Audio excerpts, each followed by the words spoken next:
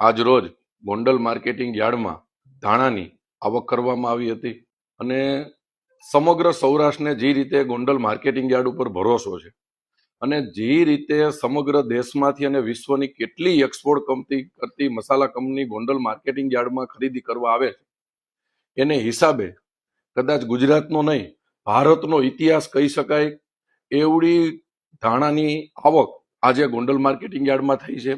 Gondal marketing યાર્ડમાં આશરે લગભગ 1.5 લાખ કરતા પણ વધારે ગુણીની આવક થઈ છે અને એને હિસાબે કાલે ખૂબ જ લાંબી લાઈનો લાગી હતી.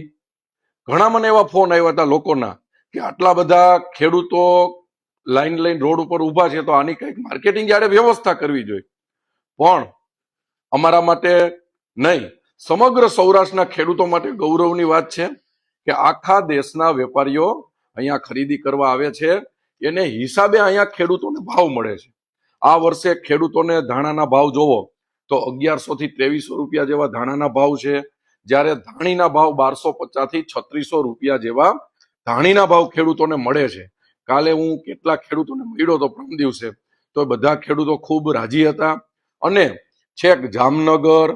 ગીર સોમનાથ, ભાવનગર, અમરેલી, જુનાગઢ અને રાજકોટ જિલ્લો, સુરેન્દ્રનગર જિલ્લો,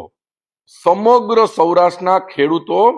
પોતે મહા મહેનતે પકાવેલો માલ એ ગોંડલ માર્કેટિંગ યાર્ડમાં વેચવાનું પસંદ કરે છે.